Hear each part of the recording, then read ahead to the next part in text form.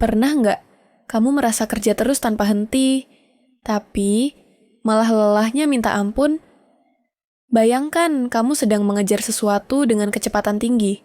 Rasanya keren kan? Sampai kita lupa melihat pemandangan di sekitar. Itulah efek hustle culture. Kita sibuk mengejar target, tapi yang terjadi justru kita yang kelelahan. Setiap minggu malam, banyak dari kita malah cemas menghadapi Senin besok. Jangan-jangan itu tanda burnout atau kelelahan kerja. Apakah kamu sering pulang larut, lembur hingga larut malam, lalu merasa terus-menerus lelah? Kalau iya, kamu tidak sendirian.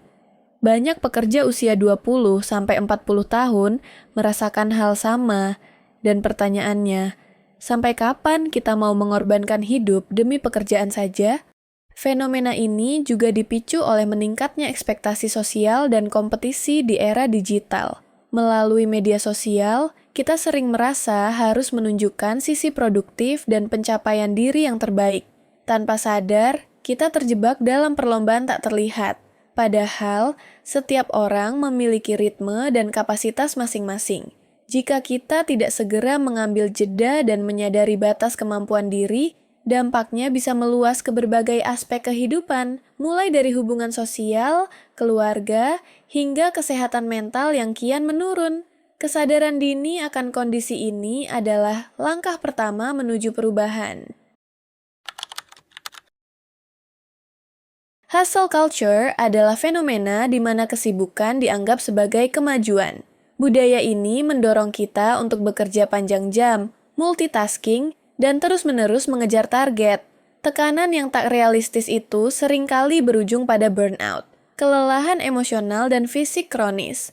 WHO bahkan melaporkan bahwa pada 2016, sekitar 745.000 orang meninggal karena penyakit jantung atau stroke yang terkait dengan kerja lebih dari 55 jam per minggu. Angka yang mengerikan, bukan? Artinya, kalau kita terus-terusan bekerja berlebihan, konsekuensinya bukan hanya kelelahan, tapi bahaya kesehatan yang serius.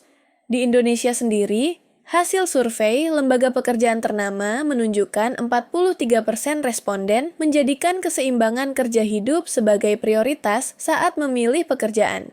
Kini banyak orang sadar, bukan hanya gaji yang penting, memiliki waktu untuk keluarga, teman, dan diri sendiri juga krusial. Kurangnya WLB juga berdampak buruk pada kualitas hidup. Penelitian memperlihatkan, karyawan yang tidak punya keseimbangan sering mengalami konflik kerja keluarga, stres emosional, dan penurunan kualitas hidup secara keseluruhan. Intinya, tanpa keseimbangan, produktivitas justru bisa turun dan kebahagiaan berkurang. Selain berdampak pada individu, work-life balance juga berpengaruh pada perusahaan. Karyawan yang merasa memiliki waktu untuk diri sendiri cenderung lebih loyal, kreatif, dan berkomitmen. Banyak perusahaan modern kini mulai menawarkan fleksibilitas jam kerja dan sistem remote untuk meningkatkan kualitas hidup karyawan. Menariknya, negara-negara dengan tingkat kebahagiaan tinggi biasanya memiliki jam kerja yang lebih singkat dan budaya menghargai waktu istirahat. Hal ini menunjukkan bahwa keseimbangan hidup bukan hanya sekadar tren, tapi sebuah kebutuhan global untuk kesejahteraan. 1. Sering lembur. Jam kerja semakin panjang dan pekerjaan selalu dibawa pulang. 2. Selalu lelah. Tubuh dan pikiran terasa penat setiap hari, walau sudah tidur. 3. Waktu untuk diri sendiri hilang. Hobi terabaikan, hangout atau olahraga jarang dilakukan. 4. Gelisah Senin. Setiap akhir pekan justru cemas atau takut karena besok harus kerja. 5. Mood swing and insomnia. Emosi mudah meledak, sulit tidur karena pikiran kerja terus-terusan. Kalau beberapa tanda di atas sudah kamu alami, berarti work-life balance kamu mulai terganggu. Seringkali, gejala ini tidak langsung terlihat. Tubuh memberi sinyal stres dan frustrasi akibat beban kerja berlebih. Jangan diabaikan, karena semakin dibiarkan, kualitas hidup kita semakin menurun. Jika kamu sering mengabaikan tanda-tanda ini, lama-kelamaan bisa timbul masalah kesehatan yang lebih serius, seperti gangguan jantung, diabetes, atau gangguan kecemasan. Jadi, mengenali gejala sedini mungkin adalah langkah awal untuk memulihkan keseimbangan hidup dan mencegah kerusakan lebih lanjut. Jika sudah mencapai tahap ini, mencari bantuan profesional seperti konseling psikologi atau terapi bisa menjadi langkah bijak. Terkadang, perspektif luar sangat membantu untuk menemukan cara mengatasi beban mental dan mengembalikan kendali hidup. 1. Mitos. Semakin lama kita bekerja tanpa henti, semakin produktif dan sukses. Fakta. Justru pendekatan ini disebut toxic productivity, obsesif sibuk yang mengorbankan kesehatan. Kebanyakan jam kerja seringkali membuat fokus menurun, kesalahan naik, dan akhirnya produktivitas turun. Penelitian membuktikan, jam kerja panjang belum tentu hasilkan output lebih banyak. Budaya lembur bahkan bisa memperburuk kualitas pekerjaan. 2. Mitos. Sukses berarti mengorbankan waktu pribadi. Fakta, banyak tokoh sukses sebenarnya menekankan pentingnya waktu istirahat. Misalnya, ada pemimpin dan wirausahawan terkenal yang selalu menjaga me time mereka. Berolahraga pagi, liburan, atau sekadar quality time dengan keluarga. Mereka sadar bahwa produktivitas yang sesungguhnya bukan diukur dari jam kerja semata, melainkan dari efisiensi dan hasil kerja. 3. Mitos.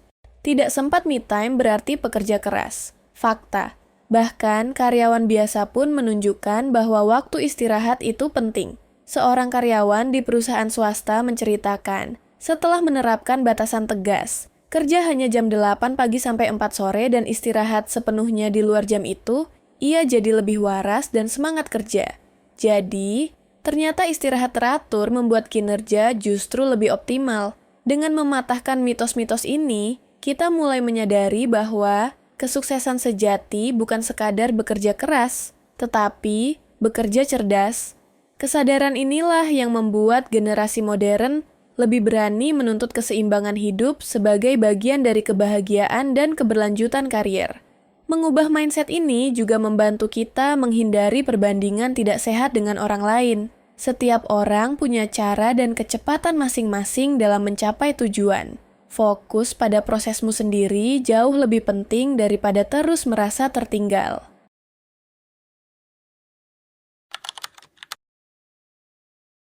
Berikut beberapa tips praktis yang bisa langsung kamu coba. 1. Atur waktu dengan baik. Pecah tugas besar jadi bagian kecil. Buat daftar to-do dan gunakan kalender atau aplikasi pengingat. Delegasikan pekerjaan jika memungkinkan. Cara ini mencegah pekerjaan menumpuk dan membuat hari lebih teratur. 2. Tegakkan batas kerja. Beranikan diri berkata tidak saat beban kerja sudah keterlaluan. Matikan notifikasi email atau pesan kantor setelah jam kerja, dan tentukan jam pulang yang konsisten.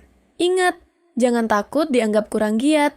Justru ini menandakan profesionalitasmu dalam menjaga waktu bekerja dan beristirahat. 3. Istirahat teratur. Terapkan teknik Pomodoro atau sekedar jalan-jalan sejenak setiap 1-2 jam. Tarik napas dalam, lakukan peregangan ringan, atau duduk menikmati pemandangan sebentar. Istirahat pendek ini secara ilmiah terbukti mencegah kelelahan otak dan menjaga fokus saat kembali bekerja. 4. Jaga kesehatan fisik dan mental. Penuhi kebutuhan dasar tubuh, tidur 7-8 jam per malam, makan bergizi dan olahraga rutin. Luangkan waktu untuk melakukan hal yang kamu sukai. Bisa baca buku, jalan-jalan, meditasi, atau sekadar menonton film favorit. Tidak ada strategi yang berhasil tanpa konsistensi. Awalnya memang terasa sulit, tapi kebiasaan kecil yang dilakukan berulang akan menjadi pola hidup baru yang lebih sehat. Fokuslah pada perubahan bertahap, bukan kesempurnaan instan. Selain itu, penting untuk berkomunikasi dengan atasan atau tim kerja mengenai kapasitasmu. Dengan transparansi, kamu bisa mengatur ekspektasi dan menghindari beban kerja yang berlebihan. Komunikasi yang baik menciptakan lingkungan kerja yang lebih sehat. Ubah pola pikir kita. Produktivitas bukan soal berapa lama kita kerja, melainkan apa yang kita hasilkan. Penelitian menegaskan Bekerja lebih lama tidak otomatis menghasilkan output lebih besar.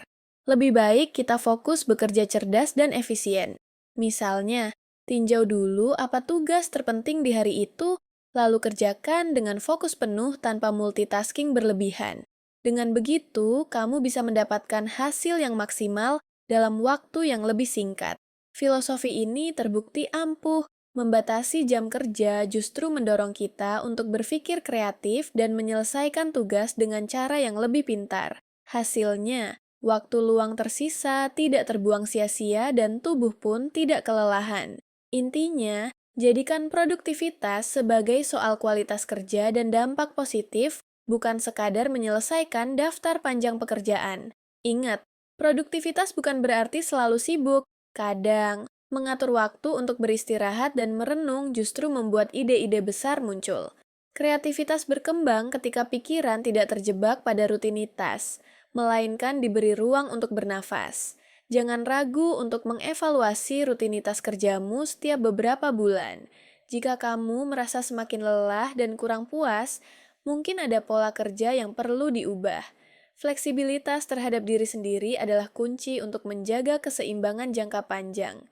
Semoga cerita ini menginspirasi kamu untuk lebih peduli pada diri sendiri. Ingatlah, kamu bukan mesin. Memberi waktu istirahat dan memelihara diri adalah investasi penting agar kamu bisa bertahan dan berkembang. Mulailah langkah kecil hari ini. Misalnya, coba pulang tepat waktu sekali seminggu atau matikan gadget kantor saat akhir pekan. Perubahan kecil itu akan terasa besar manfaatnya. Kalau kamu menyukai video ini, jangan lupa beri like, tinggalkan komentar di bawah tentang pengalaman work-life balance-mu, dan subscribe untuk update konten inspiratif lainnya. Bagikan juga tips atau strategi pribadimu agar kita semua bisa lebih seimbang dalam bekerja dan hidup. Sampai jumpa di video selanjutnya, tetap sehat dan semangat. Pada akhirnya, work-life balance adalah proses yang terus berjalan. Tidak ada rumus pasti yang cocok untuk semua orang. Eksperimenlah dengan metode yang paling sesuai dengan ritme hidupmu, dan ingat bahwa perjalanan menuju keseimbangan adalah investasi untuk masa depanmu.